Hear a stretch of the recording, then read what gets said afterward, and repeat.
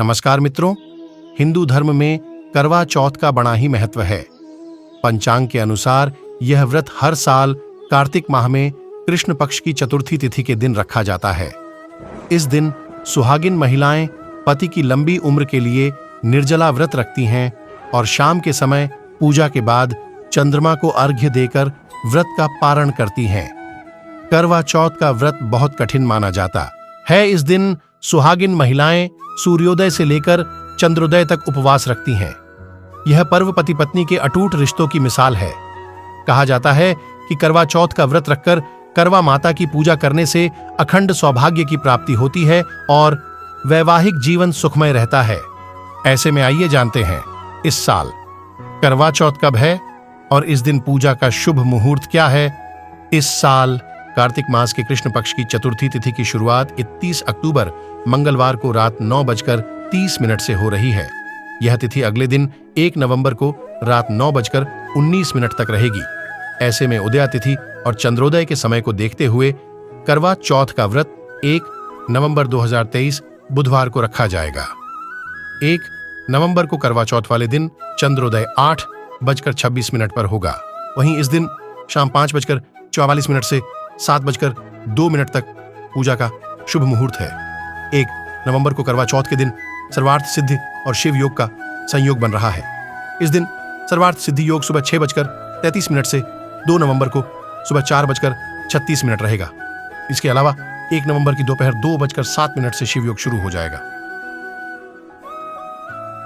इन दोनों शुभ संयोग की वजह से इस साल करवा चौथ का महत्व और बढ़ गया है। पौराणिक मान्यता के अनुसार करवा चौथ का व्रत रखने की परंपरा की शुरुआत महाभारत काल से हुई थी। सबसे पहले श्री कृष्ण के कहने पर द्रौपदी ने पांडवों के प्राणों की रक्षा के लिए इस व्रत को किया था। कहा जाता है कि द्रौपदी के व्रत रखने के कारण ही पांडवों के प्राण पर कोई आंच नहीं आई थी। इसलिए कहा जाता है कि हर सुहागिन स्त्री को अपने पति की रक्षा और लंबी आयु के लिए करवा चौथ का व्रत रखना चाहिए। साथ ही इस व्रत को रखने से वैवाहिक जीवन में खुशहाली आती है और आपसी संबंध और मजबूत होते हैं। करवा चौथ के दिन सूर्योदय से पहले उठकर स्नान करें। इसके बाद मंदिर की साफ सफाई करके दीपक जलाएं। फिर देवी देवताओं की पूजा अर्चना करें और निर्जला व्रत का संकल्प लें। शाम के समय पुनः स्नान के बाद जिस स्थान पर आप करवा चौथ का पूजन करने वाली हैं वहां गेहूं से फलक बनाएं और उसके बाद चावल पीसकर करवा की तस्वीर बनाएं। इसके बाद 8 पूरियों की अठवारी बनाकर उसके साथ हलवा या खीर बनाएं और पक्का भोजन तैयार करें। इस पावन दिन पर भगवान शिव और माता पार्वती की पूजा अर्चना की जाती है। ऐसे में पीले रंग की मिट्टी से गौरी की मूर्ति का निर्माण करें और साथ ही उनकी गोद में गणेश जी को विराजित कराएं। अब मां गौरी को चौकी पर स्थापित करें और लाल रंग की चुनरी ओढ़ाकर उन्हें श्रृंगार का सामान अर्पित करें। मां गौरी के सामने जल से भरा कलश रखें और साथ ही टोंटीदार करवा भी रखें जिससे चंद्रमा को अर्घ्य दिया जा सके।